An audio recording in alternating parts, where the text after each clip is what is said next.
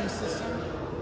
We have 3 different hoppers or scales set up in 3 different colors, and we can choose any combination of 1, 2, or 3 colors to then pour out by weight into our little collection vessel below.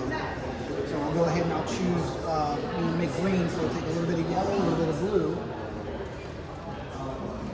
Pick the recipe, which press that for me. Go down to green, select.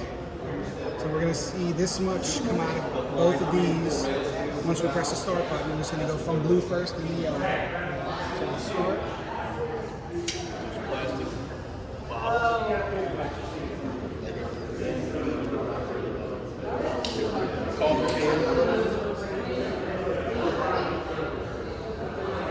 It could be used to make your bag too.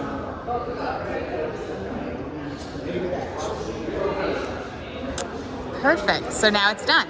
It's done, and then you get out of